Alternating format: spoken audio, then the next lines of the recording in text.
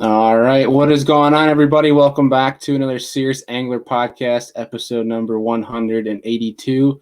And if you watched last night's show, today our intro finally worked. So that's good.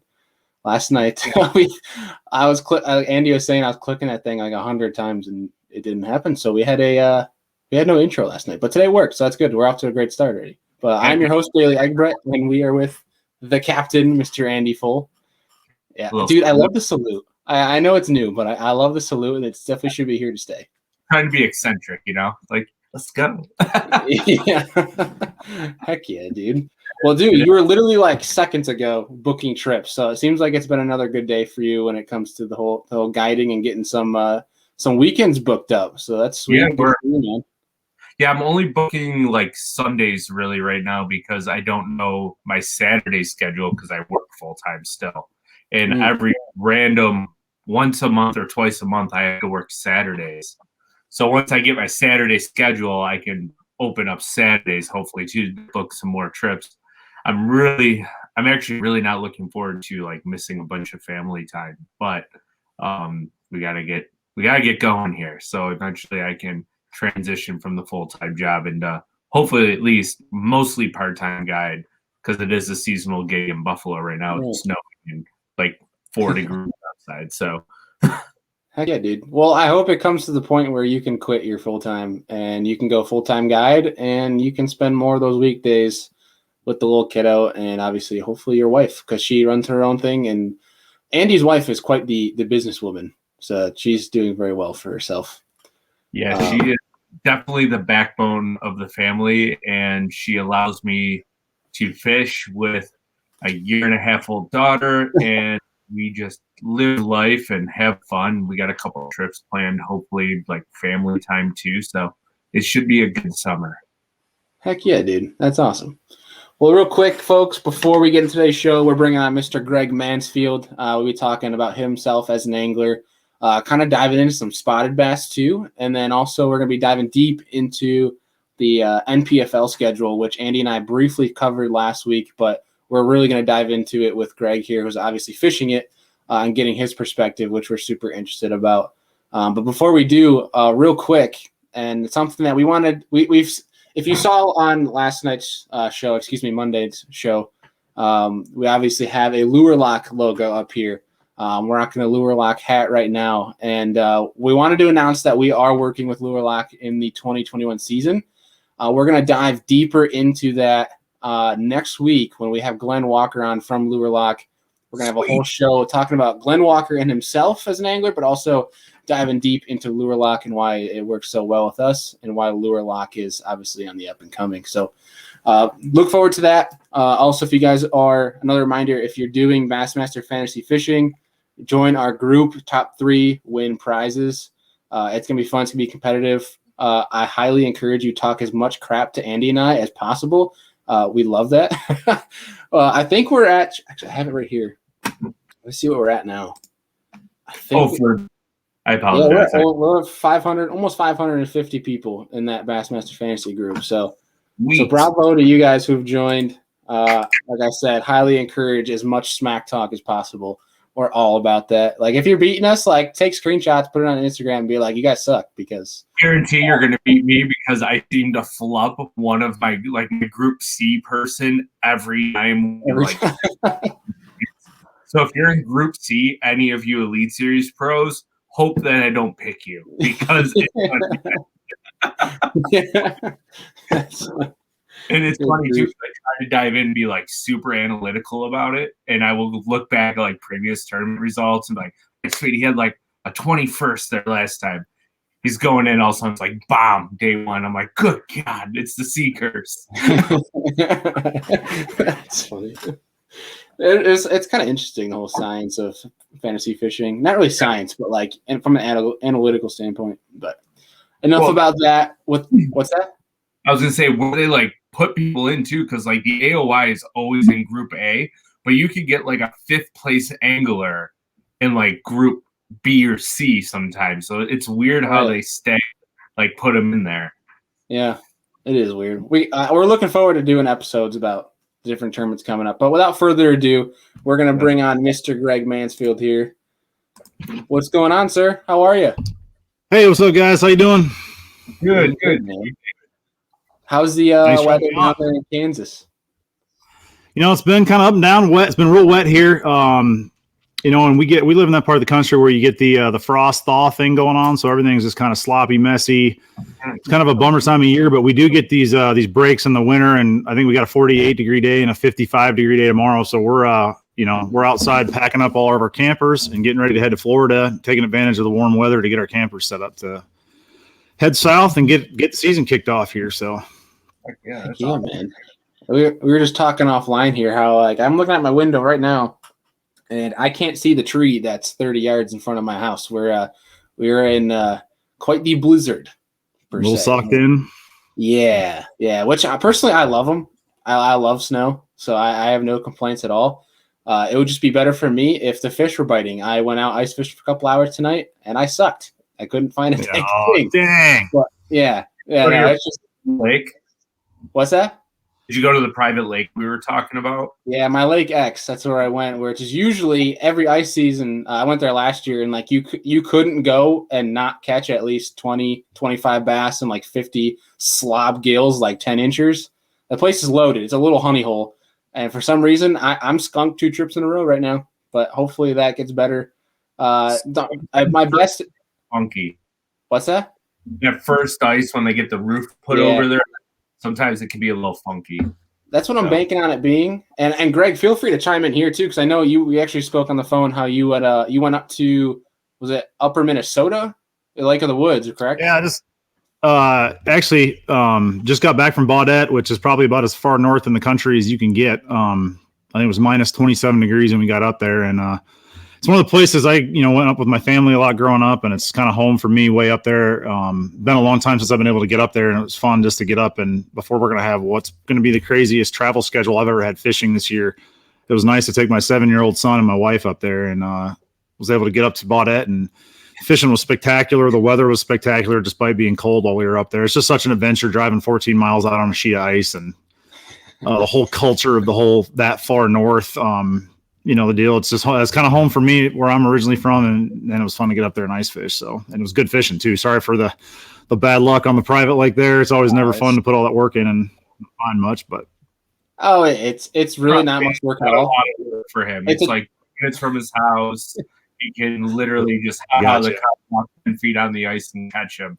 It's not much work. I can if I leave right now, I could be on the ice, drilled and everything in probably 15 minutes. Oh, that's awesome. And I'm jealous of that, to be honest with you. I get around November and December here in Kansas, we get really good deer hunting. And so the last few years I've gotten into that big time, and it kind of kills the time. But as soon as deer season's over, if we're not fishing in Florida for the season, there's a month or 6 weeks, 2 months of dead period here in Kansas where there's really not much to do. Right. I'm jealous. I miss, living back in Minnesota where you can just go out and take advantage of the season and so many adventure things you do. Snowmobile, you can go out skating, you can go out, enjoy the snow, you can ski, you can fish, and definitely jealous of the 14 minutes from your house being able to drill a hole and try and catch a fish. So yeah, awesome. I'm hoping it's going to be better. I think Andy's got a point though. It might be that first ice. Cause my best areas on that place to ice fish still are 2-3 inches of slush. So, they're not frozen yet, but Upper Minnesota Lake of the Woods, that's gotta be 2 foot of ice, right? Something crazy, you can drive a truck. Yeah, there was probably. Yeah, it's been a weird year, and they didn't get fishing up there till late, and they probably only have maybe 15 to 18 inches from what I saw up there, which is not as much as they would usually have. But yeah, they just have gotten a lot of really good roads plowed, so we were able to leave our house and we would drive 14. It's about an hour drive. We were on an ice road. Just driving out there, it's kind of bizarre. My 7-year-old didn't quite know what to think of it at first. He's like, "Really, we're on the ice, really?" And you kind of get in the house and you get a feel for it, and you're like, "Oh wow, this is cool," So yeah, it's an adventure, and I love that kind of stuff, man. It's fun to get out there and explore that stuff and take advantage of it. So, heck yeah, dude. Okay, real quick, and I don't think this is political in any means, but I have a theory when it comes to these our seasons changing when it comes to the winters. So this whole global warming thing, right? I bet you it's not a thing. I bet you it's we're going to have a shift of seasons. So summer is going to become winter and winter is going to become summer.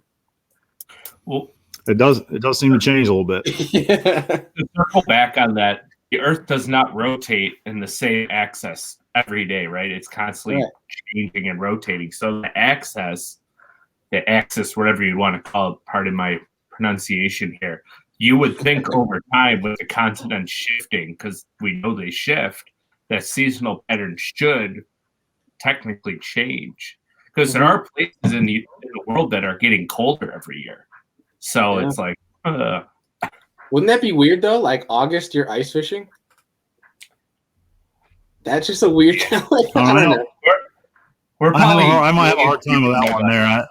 Yeah. Like it's December. If you look at South America, yeah.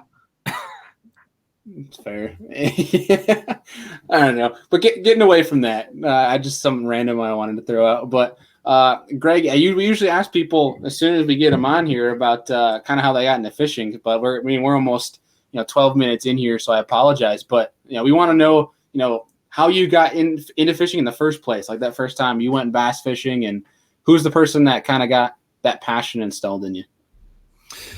Yeah, so I grew up in Minnesota and then moved to Kansas. So I've kind of split time in my life between the Midwest and then up in Minnesota region. And my family wasn't bass fishermen; we were walleye and perch. Mainly the main stuff up there. We're meat eaters. I grew up walleye fishing, perch fishing, and we would kind of do that. And I really didn't get into bass fishing until I was around in my early 30s. So maybe 7-8 years ago, I had really never targeted or fished for bass. And one of the guys that worked for me, Jared, a good buddy, said, "Hey, let's go do this bass tournament that's over in Wisconsin." And I was like, well, and I had like a partial fish and ski boat that, is not even set up for bass fishing. All compares like a little walleye boat, but we could also, my wife and I could ski out of it or whatever. It was just kind of a little fishing or ski and fish. I don't know, whatever it's called. But I said, sure, let's go to this fishing tournament over in Wisconsin. And like it was the North American Bass Circuit was a big circuit that ran around Minnesota and Wisconsin at that time. And all the big hammers were there. Austin Felix is fishing with Will, and I pull up with this fishing ski with Jared, and here comes Will with his brand new Bass Cat sitting next to me. And I'm like, all right, I'm out of my league a little bit here on this one. But all the guys are awesome. And especially up there, there's a really tight fishing community and quickly became friends with everybody. And man, that fishing tournament, I sold on the drive back from that tournament. I sold that boat and had called the dealership and bought a Ranger at that point.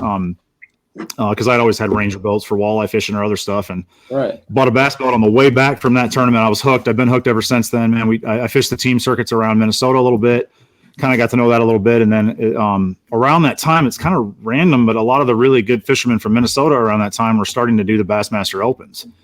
And so that gave me just a weird freak opportunity to kind of like get exposed to that. And then travel with those guys. Some as co-anglers and, Josh Douglas, Seth Fighter, some of those guys that were, Austin, that were just making it at that point. And once I got down into that level, then I just immediately got hooked. And I've been for 6 or 7 years here now. I've been trying to overcome the being green in the sport to get enough experience to be able to compete with the guys. So that's really it, man. Grew up walleye fishing and got hooked at bass fishing a few years ago and been trying like hell ever since to make a go at it. So have you seen any advantages of being a walleye perch guy kind of translating into the bass realm? Has there been something where you kind of seen it help you? So I don't, we could talk about this forever because I've thought so many hours on the road thinking about this, particularly around the finesse thing, that it's around the time, what the advantage it would have given me is that I'm comfortable nowhere near the bank. I don't even want to see a lay down or I don't want nothing to do with it. I don't want to see what I'm throwing. I don't want to be out drifting around, floating around out there, finding something with my electronics. That's where I'm at home. But the problem is now, you talk to a lot of fishermen about this, that's also just as common as any people beating the bank is. So I don't know that it really, I think at one point in time, it could have gave me a big advantage to be comfortable out there from past experience. But I don't know that it does anymore. I think it's at least allows me to be on an even playing field anytime that there's going to be suspended fish or offshore fish or structure fish offshore. But I don't think it gives me as big as advantage as it could have in the past. And I mean, all of my walleye days too, you got to understand, I'm old enough that it's monofilament and, all the stuff, all the tackle, the advancements in fishing in the last 15 years between the braided lines, the quality of the equipment, the electronics that have come out, that's all happened so fast that, I had to kind of learn that stuff too, almost like from scratch. Even coming from kind of an offshore walleye background and stuff, that stuff all happened. And I just have been trying to keep up, right? Learning and keeping up as we go. And so just a little side bet here. Not side bet, but a little segue here. Offshoot topic. Do you remember the Stren coffee line? Absolutely. Big time. Myself here, but I remember that. And I was like, I don't know why I remember it. It was like this brown monofilament that was horrible. But I don't know why it popped into my head. I apologize. But wait, coffee? Yeah, it was coffee colored. Yeah. Oh, just colored? Like it wasn't like, see, when people say coffee, I think, like, especially in the fishing realm, I think of coffee scented. So like, it wasn't like scented line, was it? It was just brown, right? I think it was just brown. Yeah. But I remember, I think walleye guys used it a lot back in the day. Yeah. Between either Berkeley or Stren, I've probably had every iteration of that stuff in my life at one point in time, as it all comes spooling off of my line. And yeah. One thing I remember is because back then I just got into like spinning reels, and it was horrible on spinning reels. Horrible. Just atrocious. Every time you cast, no matter how you put it on, just interesting. So I apologize for a little tangent there, but oh no. I had a chance to take my uncle out on Mille Lacs like 2 years ago, and he had never, he probably hadn't been out fishing. And he flies a light flight helicopter. He's a military Black Hawk pilot and grew up walleye fishing too up in Minnesota. And but he just hadn't had a chance to fish much, and he always let us stay up in his place in Brainerd. And I got a chance to get him on Mille Lacs for a day, right? And that's rare. And when we left that lake, and he looked at me. And we're using plastic lures. I'm using braid to fluoro. We just smashed 75 fish walleye day, right? And he just looked at me and went, "What in the hell were we doing before?" It's just such a foreign, deal. If you look at the way you're like dragging a Lindy rig out in 80 foot of water with a monofilament spinning rod, and it's changed. Just the technology is amazing. It makes fishing so much more fun too to take people out, and they can actually do it because your gear isn't fighting you the whole time. So absolutely. I had a similar situation with my grandfather, and my grandfather's one of those old-fashioned military guys that they're okay with being like told they're not okay with being told they're wrong, but they're okay with being like proven wrong. So like when I told him that braid to fluoro was better, because he's one of those straight mono guys, that it was better to mono, he goes, no, like he's stuck in his ways kind of thing. And I showed him that when we were fishing down in Florida one time. And first time he cast it, I could see the expression on his face. Obviously, he knew it was better. Yeah. And I looked at him, and he goes, "Don't even say it. I want to hear it." And he's been using it ever since. It's just it was so funny. But dude, talk to us then. Obviously, you got into your first tournament. You sold the boat, got the Ranger. When did you kind of realize you wanted to make a career out of something like this?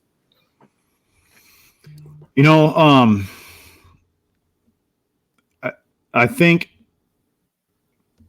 around it had to be traveling with those guys to the opens and seeing it, and then coming back and really thinking about the challenge of it. Around that time that was going on, when I was 26 years old, I started a company from scratch, and my wife and I and family kind of got into that, and that was a big challenge, probably one of the bigger ones, bigger than you could expect. It's always glamorous, start an American dream, start a business and do all that. Well, like anything, there's blood, sweat, and tears and suffering that goes along with that. And especially working with your family, like with my wife being involved and my dad being involved, like there's a lot of stress that goes into that and a challenge that maybe you're not ready for. So about the time I was getting more comfortable with that is around the time I kind of was able to spend the time fishing and looking for a new challenge. And when you travel away from what you're used to in the Minnesota scene or whatever, or Midwest scene a little bit, I had done a little bit of fishing around this region, not anything like what I had done up north, and you start seeing the vastness of these bodies of water, and you start realizing, every one of these bodies. You've seen this before give an example on like a challenge. You can have two lakes next to each other in the same county in a city and state, and the fish will behave differently. Oh, opposite, yeah. And you think, well, how can that possibly be? Like they're it's not possible, right? They're the same fish, but there's subtle differences in their environments that make them over hundreds of years learn to behave. I think. I mean, that's what I think I've witnessed. But so you start traveling these bodies of water, and you're like, you got rivers, lakes, all the different reservoirs, all the different situations, all the different bait, all the environment, and just the general challenge that I knew that was going to present. And, I think that's when I knew, like, hey man, this is something that's going to keep my brain focused on something I can have a challenge on. And I really want to see how I can do at this. And, the other thing is I really like the fishing community. You get around people and, provided you're doing things the right way, which, I've had to learn too certain times, but the fishing community is super welcoming. It's a cool group of people all over the country. Everybody's enjoying the same thing. And I think that's, along kind of some of those things came together, being a good challenge and liking the fishing community. I think I knew, like, hey, I need to go at this 100%. Heck yeah, man. So then what's the, on the flip side of that, what's the goal for you? What is something what's the pinnacle for you to achieve? So I've actually kind of bounced around a little bit, trying different things out as I've been learning, right? I've been a co-angler on the FLW tour. I fished the Costa series back then, which is now the Toyota series. I fished the Opens. I've done a lot of different things. And where I first really fell in love with the sport when I started following it, a few years ago, was the Bassmaster Elite series, and getting to watch that and see the Classic and go to the Classic for the first time and really go, I think I have heard of the Bassmasters before, but how did I miss this for like 20 years of my life? Like, I'm super competitive, and there's a way to do that with fishing. Like, how did it not click? Like, yeah. So I fell in love with Bassmaster, fell in love with the Classic. I'd really like to fish in the Classic. I'd really like to have a chance to be in the Elite Series at least for a year, to say I've done that, and to have a chance to fish a Classic. I think, and from there, I think you reach a goal, you always reset a goal. I could see pretty quickly how then I would go, all right, I want to try to win one then. But step one, let's try to fish one. Maybe, let's try to get on the Elite Series, to know that I was able to belong on that group, qualifying, and you're not given anything that way. That would be two of the main goals in fishing, if that answers the question. I don't know. Sorry, I'm rambling sometimes. If I don't answer the question, go right ahead. Back in the lane. I like that. I like that a lot because, for what people talk about, right? Always striving. Whereas you see sometimes, it may not be fishing, but like, say like a football player, right? And they win a Super Bowl, say their rookie year, and like that's something they wanted to accomplish their whole career. And it's like you set the highest goal, you achieve it right away, and then it's like you see some of these guys though that fall in a slump. It's like, so what's next? Like they don't have something. But in your case, it's like you're always striving for something. He teed that one up, didn't he? Sorry, I got in the shop. You guys will hear me talk. I got Brock. B-Rock's going to travel with us this year from Minnesota, and I got Joel, my travel partner, Joel Willard. They'll come in and say hi here in a minute. But B-Rock was just talking about, you teed that up on the win the Super Bowl thing. We got the Chiefs Super Bowl going on this weekend. Mahomes has a chance to knock Brady out again. So if he doesn't have COVID. Yeah, I know. They're going to be okay. So I actually heard about that today. They got it from their barber. Like they have barbers. Two guys. Yeah. Yeah, two guys that got it from their barber, and they found out mid-haircut that he tested positive. And he was having no symptoms. Yeah. That sucks. I think those guys are, they should play, I hope. But, yeah, I don't know what they did. I could go into this a lot. You can imagine Andy Reid being like, did you just cough, Mahomes? Off camera next time, like, don't do it. Yeah. You imagine the NFL and all the sponsors and everybody, if one of them guys did get it, they would go, oh my God. Yeah. Not good. Disaster for them. So hopefully it goes well. It can be a fair fight for both teams, entertaining game. So no kidding. That's such an interesting thing. I mean, what's with athletes in their hair. I think the only sport where guys aren't crazy about their hair is the NHL. Yeah. Oh, that's throw, man. The more missing half their teeth. By the way, I forgot Yellow from Buffalo when I just brought that up. I didn't realize. I hope that wasn't an open wound. Sorry. I'm not a Bills fan. So okay, all right, we're good. Now my year was even worse. I'm an Eagles fan. Oh. For the longest time, I was actually a Chiefs fan. Like my second team was always the Chiefs, but I just do not like Tyreek Hill. I think he's just a horrible human being. So, yeah. Yeah, he got. He obviously screwed up really bad, but that's a long story. But I'll talk to you offline about that a little bit. So that's a tough deal, and it's a tough deal in any sports team when you have people that screw up or do stupid things that represent your city or your family. So I hear you on that. So that's what it is. And Tom Brady's just won too much. So I guess we're just picking between one evil over the other in terms of Bills fans. So it's like, do we root for KC or Tom Brady, who beat us like 30 times in a row? So well, I'll give you a good one. Just cheer for Andy Reid. Like, you got to, I mean, like that Andy. Guy. I mean, you like or hate him, right? As an Eagles fan, what do you think? I love Andy Reid. I hate that we got rid of Andy Reid. I love Andy Reid, though. I was telling my son the other night, I was talking to him during the game, and I said, I would rather win like 1 or 2 Super Bowls with Andy Reid than win 6 with Belichick, right? Because at least you like it's like you can cheer for the guy. Like if he loses, it's not, it's. I mean, he had the face mask thing earlier this year where he was breathing through. So funny. Get the windshield wipers going, and like get that man a chicken wing. Get him back in the game here, folks. Like, let's go. So and now he wears like the upside down like duck. So bad. That's where you went with that, Andy. After the face mask was the upside down duck-billed mask thing, like where it's like 12 inches out from his face. It's like he has his like headset tucked in underneath it. It makes like a weird indention, like it. Oh, it was funny. Was it the Bills game where he almost looked like he had like a duck mask on the way he had his. That's what we're talking about. Yeah, that's what we're talking about. Got rid of the face visor. Went to like this weird little duck mask. Yeah, that's funny. Now I like Andy Reid. I'm a big Mahomes fan too. I like watching Mahomes. He's a good dude. Yeah, I like watching Kelsey play too because he's just got a lot of fire. But I mean, I just don't want to see Tom Brady win again. That's my whole thing. Yeah. So I'm rooting for the Chiefs personally. And real quick on the whole Tyreek Hill thing, here's my 2 cents, and then we'll move on. Yes, people screw up, but I also think guys do deserve second chances.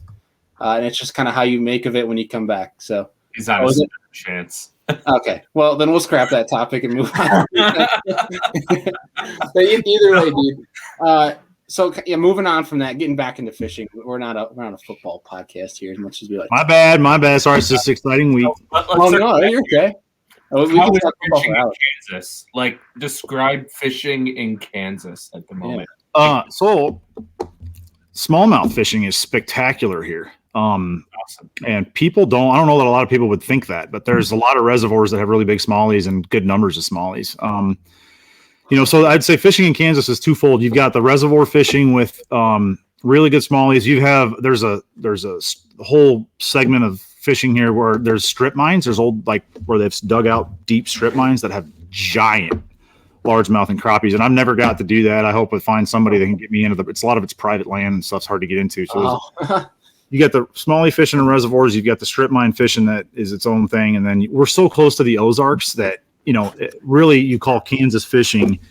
Even the East Kansas Bassmasters, right? They fish multiple tournaments at Stockton or Lake of the Ozarks or Table Rock. So there really is a lot of cool fishing around here and a lot of fisheries. And there's a few of them, because of zebra mussels and other things too, that you can actually fish in the winter. I don't know if that's where you were going with that, but it's kind of a different scene. So, do you have like nuclear reactor lakes too in Kansas? 2 of them. Yeah. 2 of them. In fact, the one that I can see from my driveway of my ranch here, I can see the stacks from my driveway on a clear day.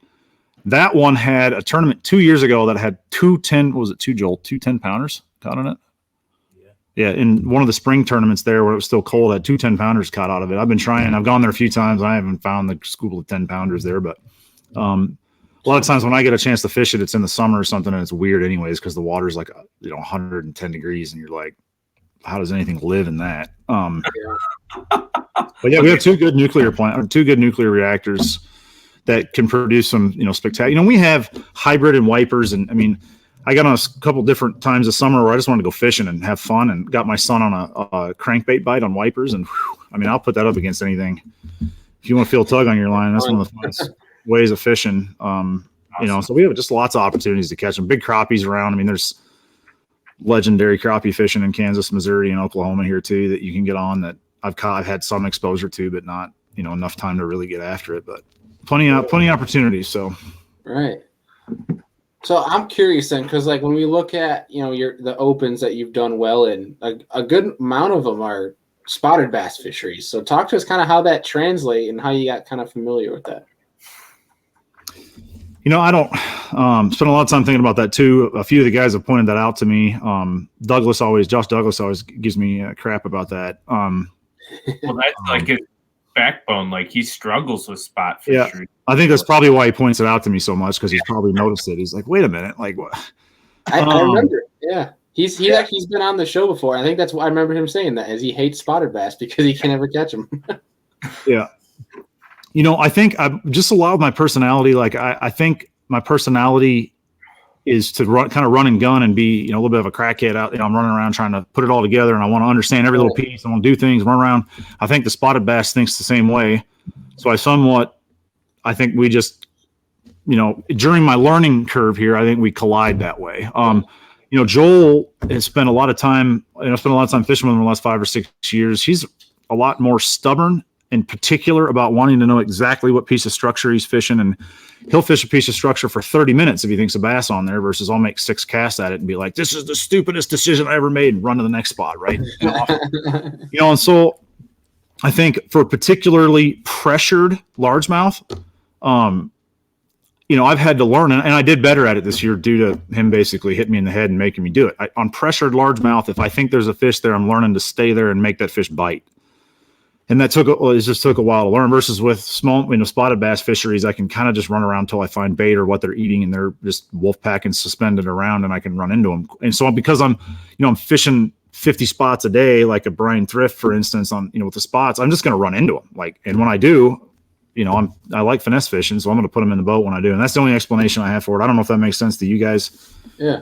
Hearing that from an outsider's perspective, but I freaking love those fish too. There's nothing better than catching a giant, fat 3.5, 4 pound spotted bass that just looks, disturbing when you see it. And it's like, they're like this long and like that round, big weird belly on them. Yeah, they're interesting looking fish. Just a heat-seeking missile. Yeah, and you're like, why would you eat? Like, that can't have felt good to even, like, when you ate, you had to poop something out at the same time. Like, gross. What would you eat that for? But they just can't help it. They're so aggressive that, I really do like chasing them things around. And, but I think I learned to go away from a northern largemouth. The way I learned up was flipping grass or fishing where there might be a school of fish. So, if you make 6 casts into a patch of grass that you think there's fish, you don't get a bite. It's because they're not there, right? Mm-hmm. You make 6 casts into a brush pile on a reservoir. It doesn't mean there's not a fish there. And with electronics now, I know there's a fish there, right? So just the electronics gaining enough confidence to slow down and fish those pieces of structure on pressured bass. Hopefully it will translate to better results, on more species of fish than just spots. I've had some good smallmouth tournaments too, just because of my experience, with them. So I think put that largemouth piece to it. Hopefully it starts to pay off, but I got a lot to learn still. So, yeah. I guess it's fair to say that your strength and weakness is the run and gun. Yeah. Because you run too much sometimes and it can really hurt you when you need to slow down. But with the spotted bass game, it really helps you excel because you're bumping into that aggressive pod. So that's cool that you're able to actually figure that out, and now you can grow from it. Because a lot of people will just stick to their guns and keep running and gunning, constantly burn them. And you're just like, I don't know why I keep burning. So that's cool. Mm-hmm. No, confidence too. Confidence is such a big thing that, I really haven't had it a lot because of the lack of experience. And I'm starting to get, that confidence to know there's something there, fish it, stop, or it's time to run and get, that, and knowing you're doing the right thing. So you're not like before where I'd pull up on a piece of structure that I should have been fishing, that I found in practice and I thought it was cool and I'd fish it. But then I just wouldn't have the confidence to stay there because I'd be like, well, you idiot. I knew you would do something stupid again, and you run to the next thing. Right? So that lack of confidence that comes from the lack of experience on all the bodies of water, I think that confidence thing is one of the biggest things to that run and gun is you got to know when to stay and why you're fishing that, and that you just got to make that fish bite and that it's the right call. I don't know. So yeah, no, that makes sense. And it's like, I think it's a career changing moment too. When you are on an area where you think that they're going to be acting a certain way, you're going to catch them on something specific, you show up and that exactly, it pans out correctly. Right. And then you look on your graph and you're like, oh, this area is similar. I bet you if they're here doing this, eating this. If I go there, they're going to be there and eat that when you show up. And it does happen that way. I feel like something clicks in your head, and that's something that kind of sticks with you for a long time. Granted, I couldn't speak on that. Like, it's happened for me, but I mean, my fishing career is very small competitively. But I feel like it's one of those things, like you just mentioned, though, confidence. Like, as soon as you have that thing click, I feel like that's something that obviously changes your career for the better. But, you know, when you're running and gunning, though, my question for you is, are you more of a finesse guy or are you more of a power fisherman? Because you can run and gun and do both. You know, I definitely always prefer, you know, fishing finesse wise. I just feel most confident that way that I'm going to get that fish that's there to bite. But I'm not opposed to one of my best finishes was a 17th at Erie with a crankbait, power fishing with the crankbait, covering water, trying to find smallies on having not really found much in practice. And so, I mean, I'd say I'm 75% finesse, 25% power fishing. But like I said, the running and gunning thing is getting a little bit better because at least I feel like I know what I'm doing now when I'm doing that deliberately, not just doing it because I chickened out on what my original first two things I was trying to do were because I didn't get a bite in 2 seconds, right? And all these tournaments, I mean, especially you said you're going to be doing some opens this year, traveling with Destin, if I heard you right in pre-show. But as a co, yeah, like these tournaments, like if people that don't have a lot of experience doing these too, like there is so much pressure on these lakes for these big opens. You know, you got guys going for a week to 2 weeks of practice. There's 200 boats. There's co-anglers. You know, you can find the greatest school of bass in your life 4 days before the tournament, but I almost don't even take stock in it anymore because if it was that easy to find it and it was that big a deal, like you just know come tournament day, that ain't going to be a thing. So it's more what's their forage, you know, what, and then you can start sampling on tournament day. Let's sample this, sample that a little bit. And then all of a sudden it's, you know, you run into that thing and you go, all right, here we go. And that's something I definitely didn't do early on. Like early on, you're like, I'm going to catch them right here this way, or I suck at fishing. Right. So you're like plan A, then you go to B minus, and then you go to Z. Like you would just make that big jump, and Z is just go. Yeah. And plan D is to start practicing what you're going to say on stage with 2 fish for 4 pounds or whatever by noon, and you're going, what, you know, all the whole process that you go I've through. missed a couple bites, you know. Yeah, that's actually really funny too to tune into weigh-ins to see and like just kind of keep track of how many excuses are put out and see what different guys say. It is funny, and you try to make a guessing game of like, did it actually happen? I lost a big one at the boat. Yeah. Fish. The co-angler hears him say it and he goes, dude, no, you didn't. That's funny. Yeah, that'd be a good way, like for the Waymasters, right? We got to get them better at like, like when someone comes up after him and be like, hey, did that actually happen? What he said, just seeing the expression on their face, like, wouldn't that be funny? A boater co-angler, and as the co-angler comes up, you're like, so did he really miss a few? Yeah. Nah, he's lying. Nah, you just suck today. That would be hilarious. Set fire, burn him to the ground. Let's just let them all rip and die, you know? Like, just let them have it.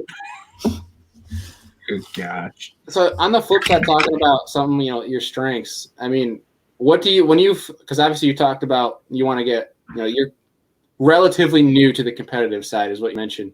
You know, what things do you think you have the biggest gap with, like stuff you have to work on, you know, when it's something that you think is, I wouldn't say lacking, but the biggest weakness in your arsenal? So I do. Like, as I mentioned, I know it's Southern Largemouth and just how they behave and what they do. I sort of understand the patterns of them, but still just need that little bit more confidence to be comfortable going. And as far as like tackle type, you know, biggest weakness, I would think probably really big water grass. It's funny because I would have a lot of confidence in Minnesota right now going to a lot of the grass lakes like Minnetonka or the other stuff because I kind of understand that and how they school up when, where, and why, and I feel like I could find that. But on like, for instance, like an Okeechobee or a Potomac River where you've got the really big national tournament trail bodies of water with big grass beds and that kind of stuff, I think understanding how to power fish that stuff or when to actually, a lot of guys have done well finesse fishing, that kind of grass stuff too, as the pressure gets to those fish over time. And I just don't think I quite understand that whole setup yet with, going to Okeechobee and putting a jig in my hand and flipping all day long and catching 110 pounds of bass, right, in a blowout. Like I don't feel like I would be very dangerous right now in that scenario. Not that I couldn't win, or that if I find the right thing, I wouldn't know what to do with them from previous experience flipping or power fishing like that. I think I know what to do with them if I found them. It's just knowing when, why, and how to do that power fishing around those big grass beds and flats. Does that make any sense what I'm saying? Yeah. Or I'm not describing it right, but that would be my biggest weakness right now, would be, just generally those Florida type big power fishing grass lakes around the spawn. I think I still need to spend some more time just learning and practicing and seeing and putting it together in the tournament. You look at my Florida finishes, it's pretty obvious, right? That's where I stink it up. So it's horrible because it's where you start the year out every year. So you're like digging yourself out of the grave. Yeah. No, and it's not from lack of effort, right? It's not like I'm going down there not trying. Like, it's not an easy thing to go figure out. And a lot of times too, the opens are going there in January. So it's so wildly diverse with the weather that time of year, whether they've gotten cold fronts or whether you're in a cold front or whether they're wanting to spawn yet or not. It's very diverse. I think it gets a little bit progressively better throughout the spring. A lot of times you see the bigger national tournament trails there later in February or March. And luckily we're starting on Harris State in early March here. So hopefully it's going to be a lot of fun. So, yeah. To circle back here though, how excited are you to go to Eufaula first in the NPFL? Nervous excitement. Having never been on the body of water, I always get a little wigged out having never been there until I see it. But I know what's capable. I think I know fairly much from research what's going to go down, and I think I can compete there. So, new tournament trail, right? New huge fish potential. You can catch a 10-pounder there. You can catch a huge bag. I mean, it would be a huge exposure too. I think a lot of eyes will be on the industry. Will be on that event. Mm-hmm. So I guess nervous excitement level would be high. Does that make sense? Yeah. That's one that's intriguing because when I looked up Eufaula tournaments, and besides trying to fish through all like the local stuff they have there, trying to find a big tournament that's been to Eufaula and that time frame, I couldn't find anything. So that's what I think is most interesting about it is the unknown and to see how big of bags, how it's going to be won, how they're going to be caught. That's what's going to be super interesting. This could be dumb. There'll probably be somebody listening that knows more about that lake than what I would know at this point. So they'll think what I'm going to say is going to be dumb. But it seems like that lake seems to have some water clarity fluctuation and other things too. They seems to be very you can't just expect from what I can tell. I think I'm going to try and keep an open mind because you just don't know what the water level is going to be, what the clarity is going to be based on weather. It seems like if you get some flooding storms, that place seems to be susceptible to it. So, I mean, who knows? Luckily, I ain't going to be able to sit around. Like, I think I would be more starting to wig out about it a little bit if I just had to sit around and wait for that at this point. But luckily, getting to go to Florida, practice, we've got that open on Harris right before that, and we're literally leaving from that tournament to go right there. So we're not going to have any time to think about it.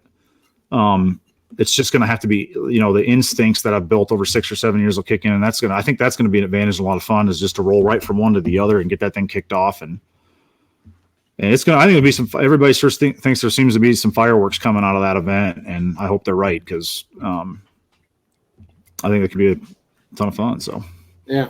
What is the rules with the NPFL when it comes to information? Just so we know when we're going through this in case Andrew and I let something slip and I can be in trouble. So just be clear, we can't get any information and can't actually talk anything about it. I can blab all I want and sound stupid, but no correcting me or anything like that. It's been off limits since January 1st. So I should have clarified that up front actually myself. Sorry about that to you guys. No.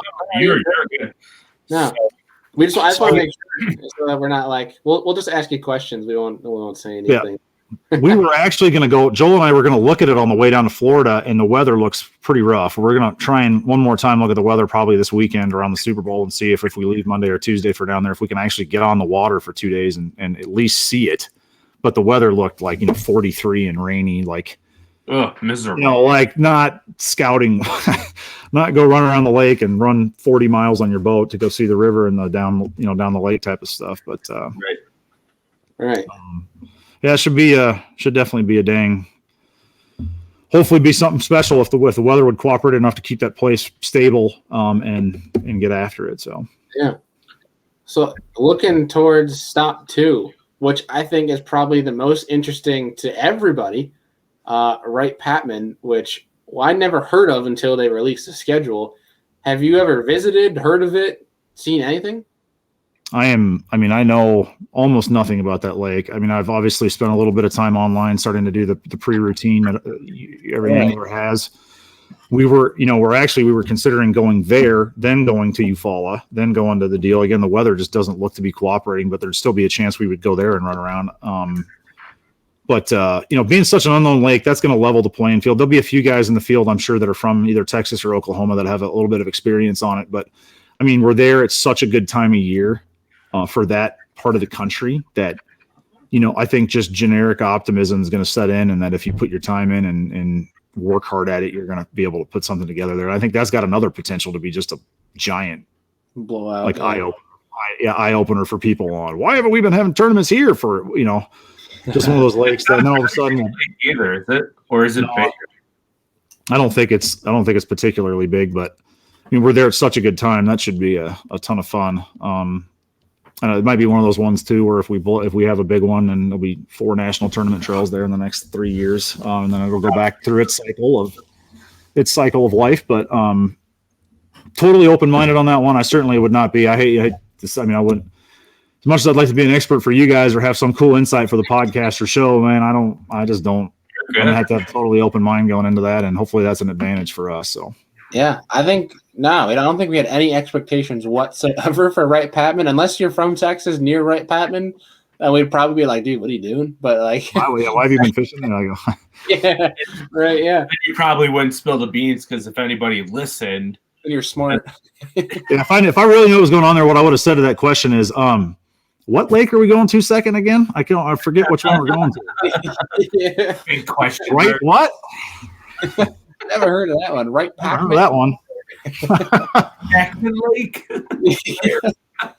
Kansas isn't too far of a drive from Texas, right? No, that's one of the cool things. I don't have a lot of long drives from Kansas this year for that, but I mean, in general, there's a lot of this with the open schedule and everything. We've got a lot of back-to-backs with the NPFL, and that's always a little brutal when you're trying to pack camp and go right to the next one and re-rig and do all that. Hope nothing breaks, and you're gonna go. So it's gonna be a wild year. Looking forward to it. Yeah, man. So then, I mean, the next one's you're kind of like a kryptonite if you're talking Florida, right? Because you said that you kind of struggle in Florida and you're going to the Harris Chain. Have you been there? I'm pretty optimistic about that one, actually. I mean, it's such a different time of year that we're there, and it's going to set up so differently. And having a few, over the course of time, you have a lot of connections through people that you talk with, and before, that would have went anywhere near off limits, having some conversations with people about just general style of what might be happening in Florida that time of year.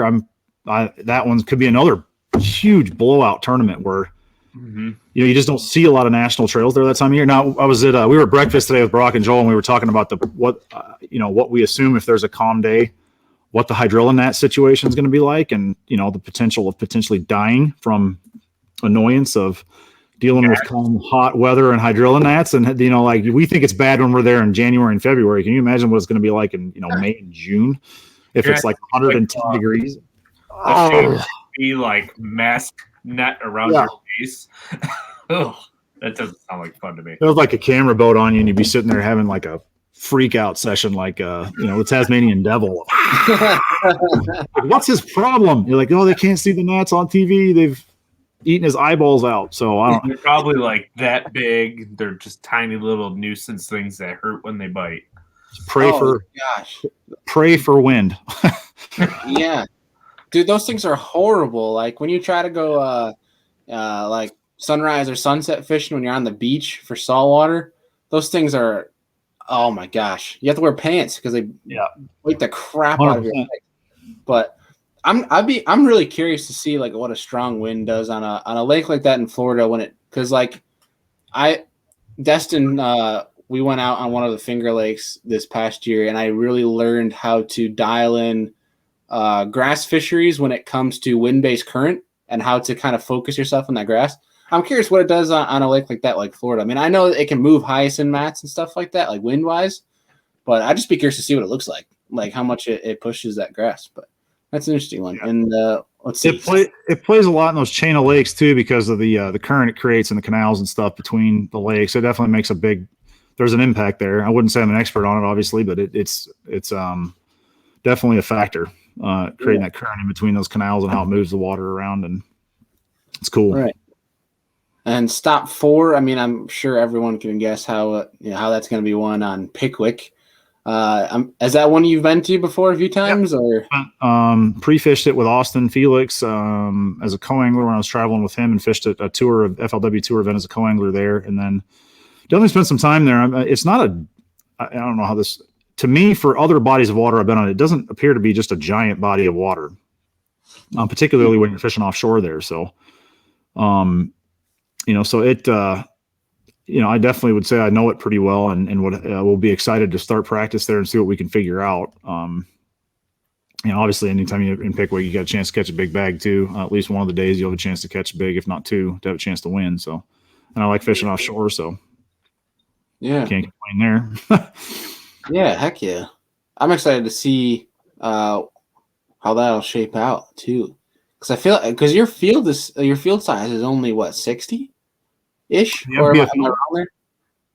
So I think the advertised field size is about 125. Oh wow, okay, so I was way off. Okay. Yeah, and I think we're just shy of that on the invites from what I know, but it's going to be close. It'll be a good sized field.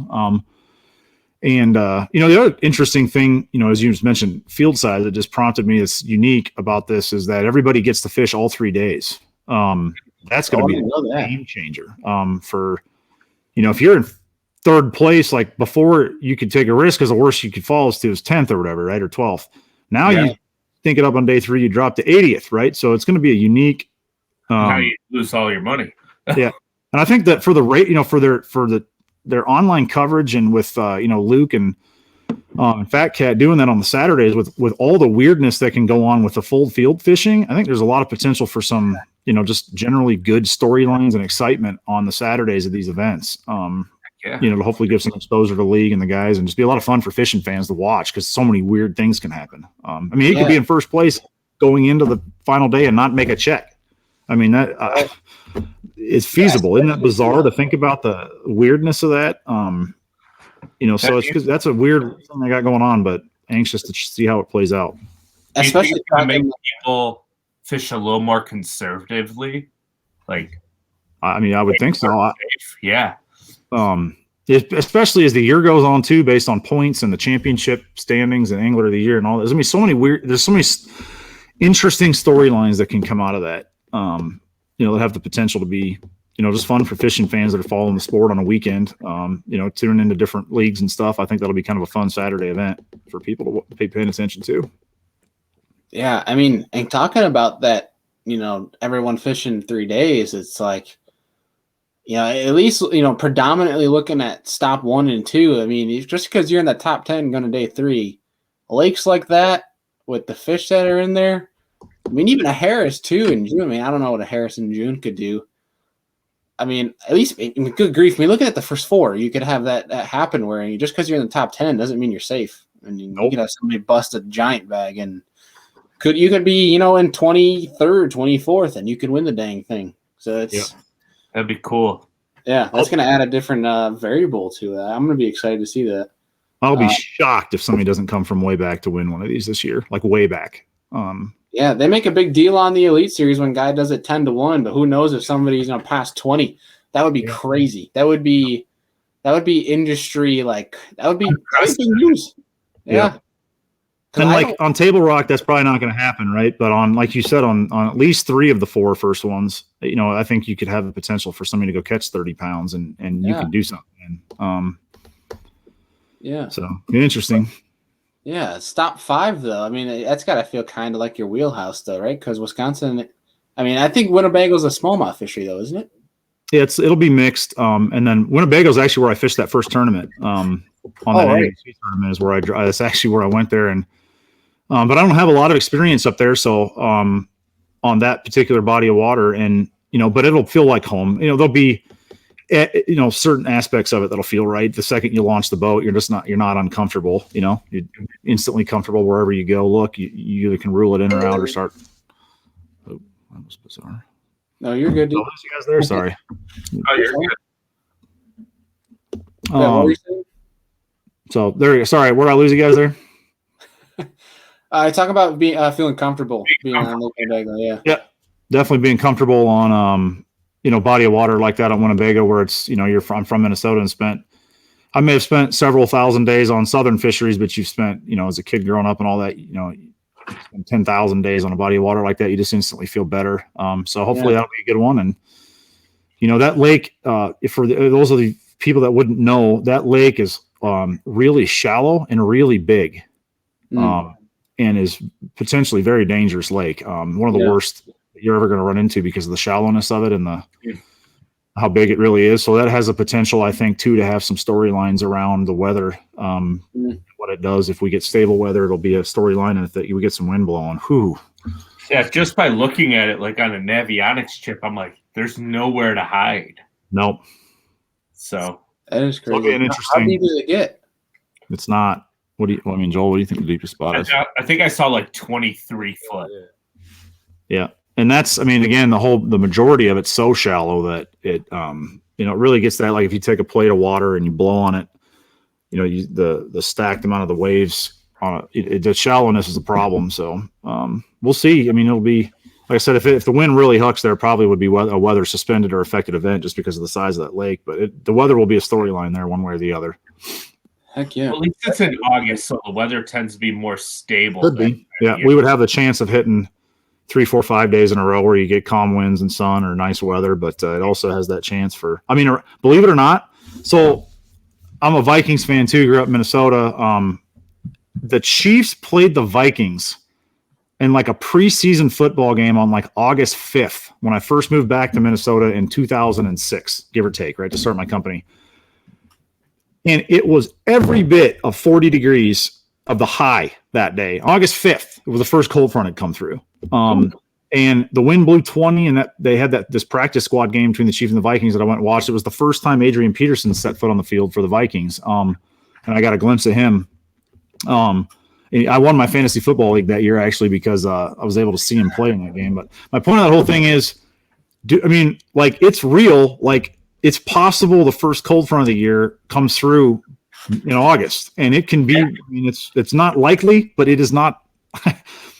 B-Rock, you've seen weirder stuff, haven't you? Mid-August, it'll start clipping, and it can get, ugly fast. We'll give it a 20% chance of a weird weather.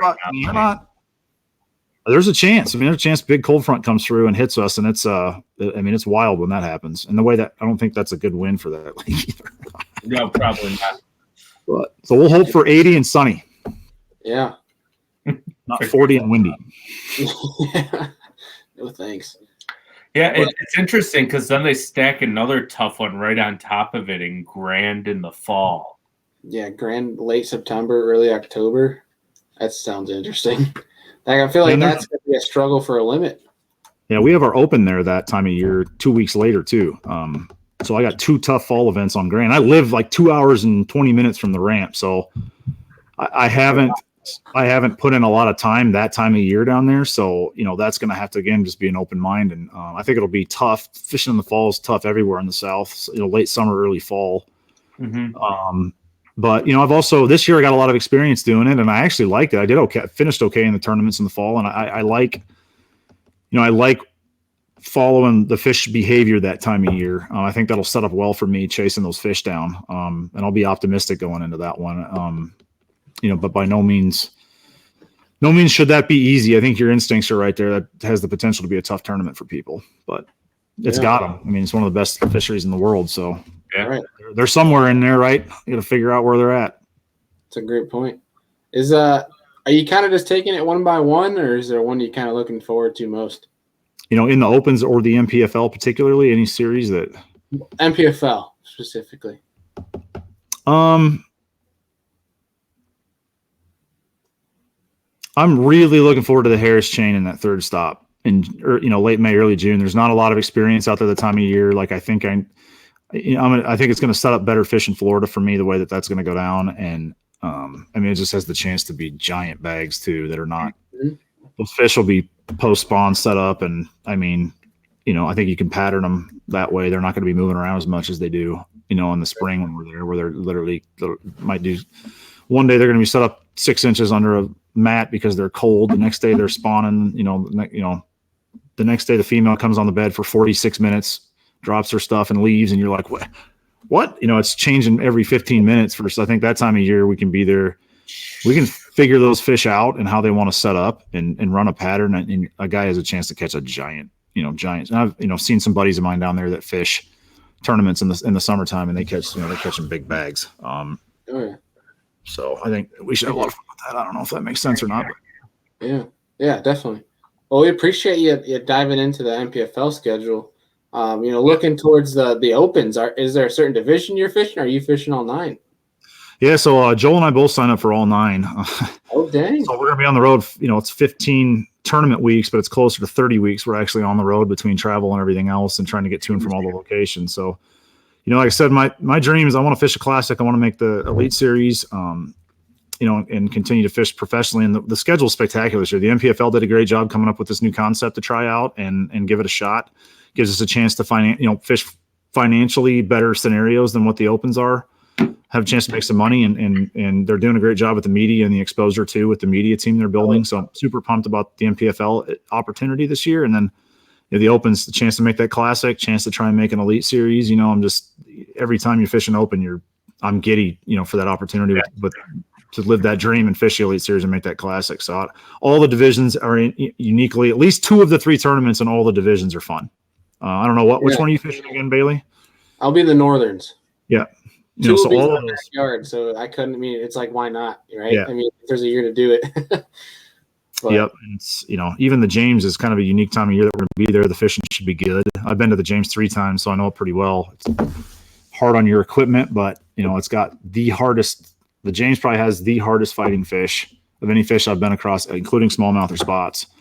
James River largemouth tidal bass. They have a humpback on them. They're the hardest fighting bass I've ever been around. And it's awesome. So it's all the schedule's fun. They really did a good job, I think, with bass. You've always got, that little bit of toughness to try and make a perfect schedule with all the things that they got going on, but the Opens certainly line up well this year. And Brock's going to be traveling with us in the Northerns. I've got a buddy that's helped me with the social media stuff, Sam Sobey. He's going to be doing the Centrals with Joel and I and traveling with us and doing that. So we got a good little team, and we're excited to get after it. So yeah, that's going to be sweet. The Northerns should be a lot of fun. I know that's a good schedule. But yeah, we'll have to link up so I can introduce myself in person at some point. Heck yeah. Yeah, maybe we'll have to get a side bet going with B-Rock and I being on the co-angler side. That would be kind of smiling. Good. Good. Come on, hey, Brock, get over here. No, we got to get on there now. Come on now. I've seen his videos. Yeah. I've seen the videos, dude. You talking about you're the best, so I guess we got to go. Oh, yeah. Well, we'll find out if that's true or not. I like this side bet. Yeah, I'm down for a side bet. We'll have to talk about that when we get there. Heck yeah, man. We'll have to make it happen, dude. Are you excited? I've never been to go on the Opens before, so this is my first time. Yeah, same, and I'm freaking pumped. I'm just excited to learn a whole bunch. Just picking up little things from all the guys, and maybe one day, try to chase it myself. Heck yeah, man. Yeah, well, I'll be looking forward to placing some bets with you then. Heck yeah, I'm down. All right, man. Sweet deal. Yeah. So is there an Open you're looking most forward to, Greg? It's funny. Scott Canterbury said this one time in an interview. I heard him talking about it, and it's very true. It seems like the ones you look forward to the most are the ones you end up bombing in, and the ones that you are like, oh God, you end up doing great in for whatever reason that seems. It's not 100%, but it seems to play out like that. So I want to be careful what I say. But Smith is a spotted bass fishery in early April. And I kind of have a vendetta. I've done really well in most spotted bass tournaments, but I finished 80th 3 times in a row, including the tour and 2 Opens on Smith. And it's driving me nuts, right? Because it's like, come on, right? Like, I know what's going on. I either break a key fish off, or I'm just, missing one big bite, or I just can't break that middle of the pack curse on Smith. So I kind of got a vendetta, and that would be the one that I'd want to, I'm either going to be really, really despondent at the campground, like around the campfire after that one's over with if it didn't go well, or I'll be super pumped to, crack the first one of the central. It's the first one of the centrals too. So if you can get some good points, it gives you that hope for the year. So I would say there's about a 12-hour window there where my psychological state, it's going to be either or as low, one or the other. So do not talk to Greg. Note to self. Take sure I'll be streaking through the campground pumped, like, my wife's tackling me, and I'm like, you idiot. Yeah. Now, just a quick little sidebar here on Smith. Do those fish, because I know they have like the two different group sizes of spots, and they're like you have the really good ones and then a bunch of dinks. Do they mix together, or do they really like segregate group size? I would say very there'd be some guys, I'm sure, if they're from Alabama, that would argue with me to the death. As again, I wouldn't say I'm 100% expert on it, but it seems to me like they segregate by size, and it's there's certain locations of the lake where those bigger ones want to live and be. Is just their natural comfort zone, and obviously, anytime you find really big numbers of fish, you're usually talking about smaller, because they're sharing and splitting resources up, and they group up by size. So I think there's areas where you're going to find. I don't know if that answered your question, but I think they definitely segregate by size and by area of the lake. In all these national tournaments too, it doesn't mean that you can't catch a couple 2-pounders. In fact, those smaller size spots for limit fish come in big time in the opens. I don't think you can't fish for them all the time, or you got no chance to win or top 12, but it can definitely play as you're going to or from locations. You always hope to find a group of those smaller groups of fish as you can throw a few in the boat. And let's go fill our limit real fast. I got 2 good ones. Let's go get a couple keepers and see if one's a 2.5 pounder, and then we'll go grind out for the rest. Type deal. I dig it. But all in all, I fished that tour event. Cody Meyer was camping next to us, next to Joel and I, and we got to talk to him quite a bit. And I kind of, saw where he's at in the tournament and saw what he did versus what I did. And I know why he finished in the top 10 and why I finished in 80th. And he's one of the best in the world at that game. So I got to learn from.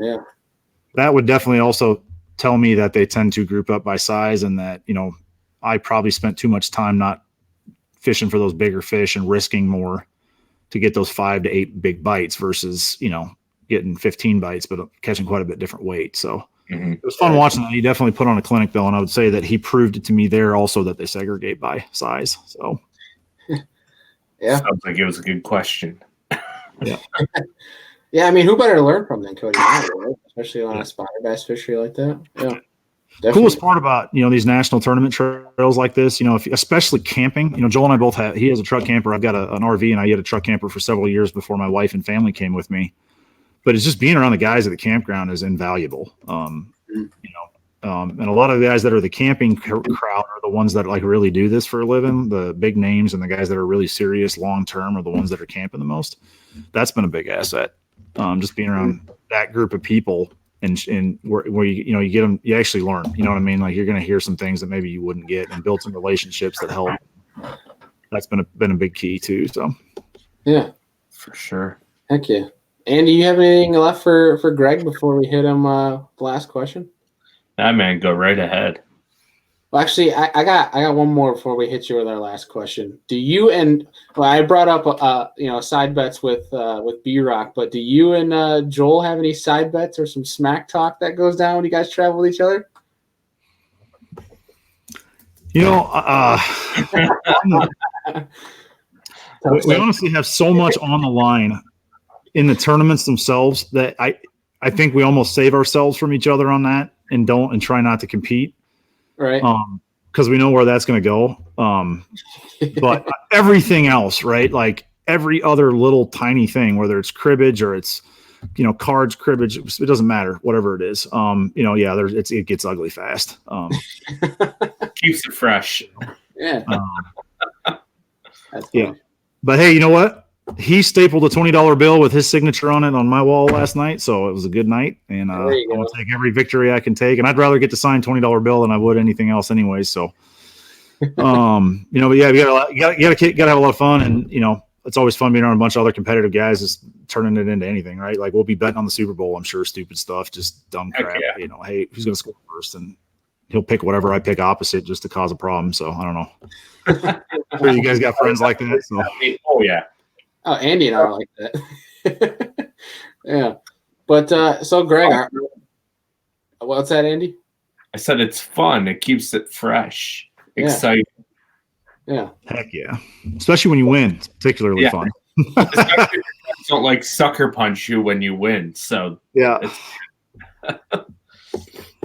Well, Greg, our last question for you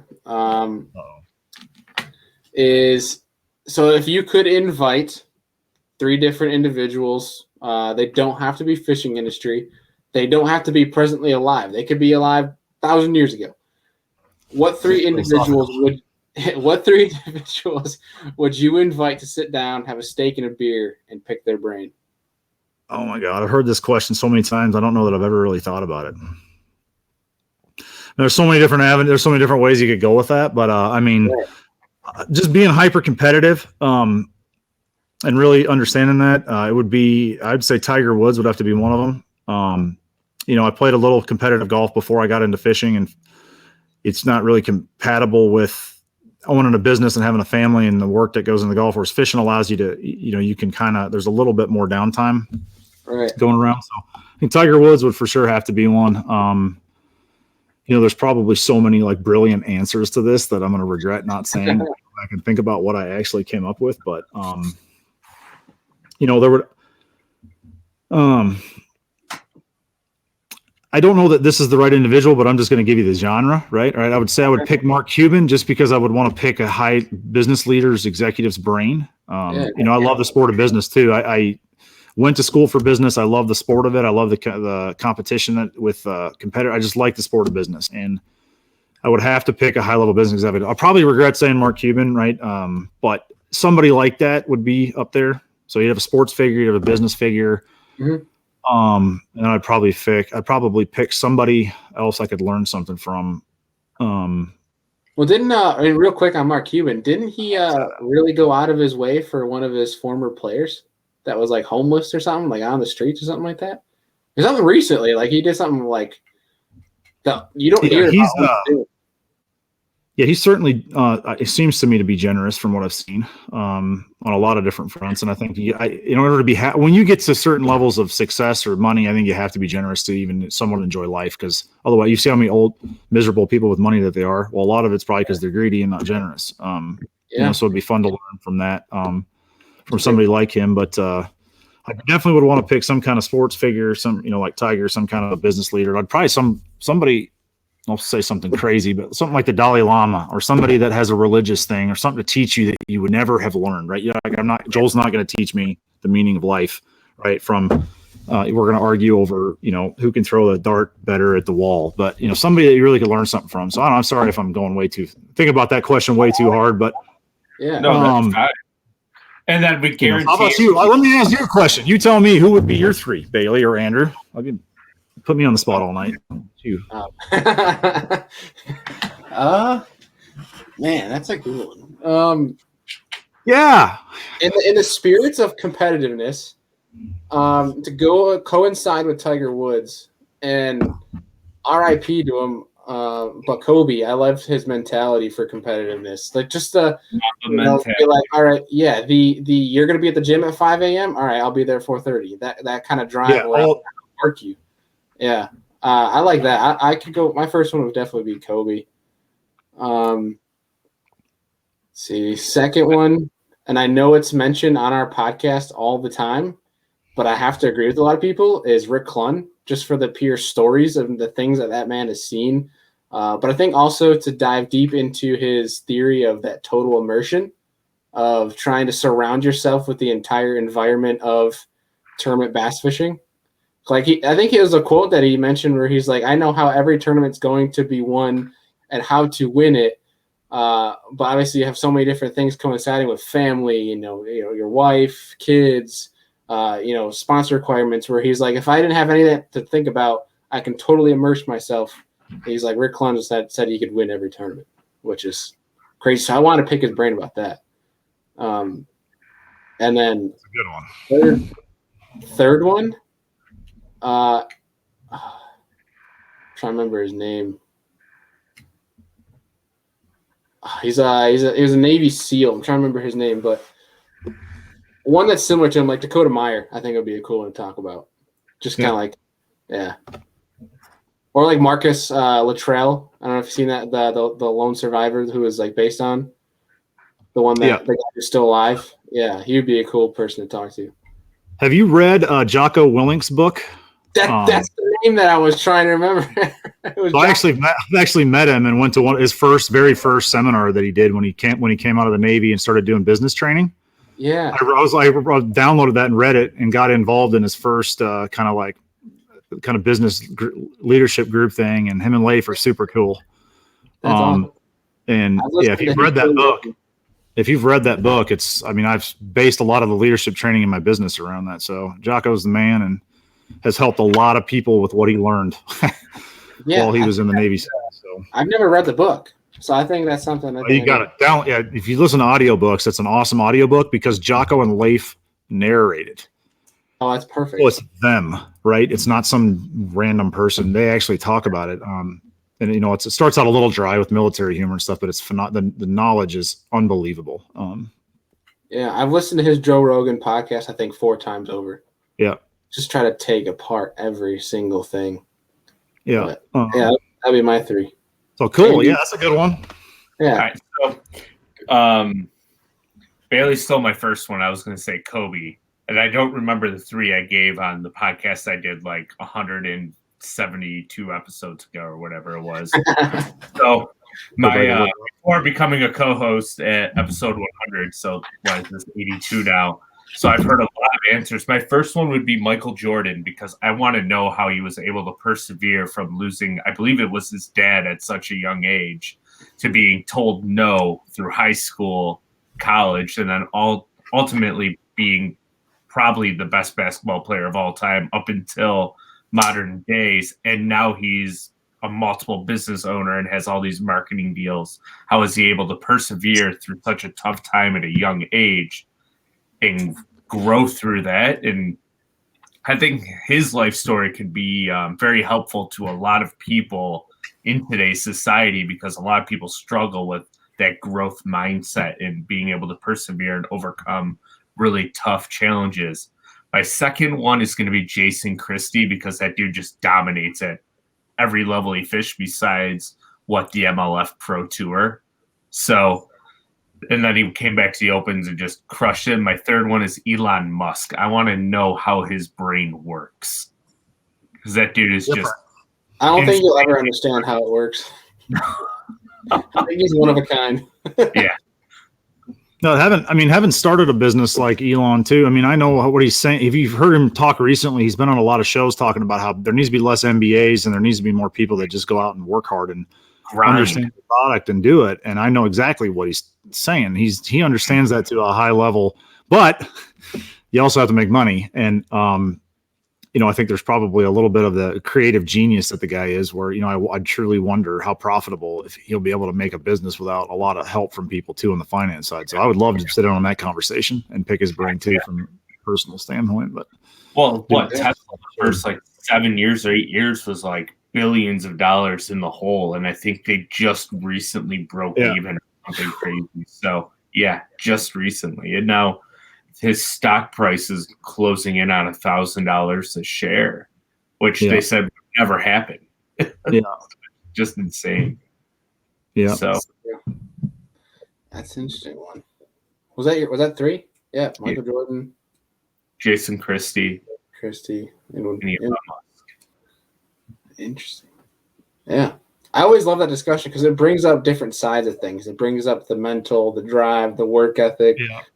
And then, but then you got guys that are like the relaxed guys. They're like, oh, I want, Kevin Hart. That'd be fun. How much fun would that be? Spend an evening with Kevin Hart. I mean, it'd be awesome. Hart, Johnson and Jesus. Imagine that's. I like it. Just wild. It would be an interesting side to things, Andy, is adding a 3 to dinner to pick their brain, and then a 3 to go out and party. Oh yeah, that'd be wild. Yeah.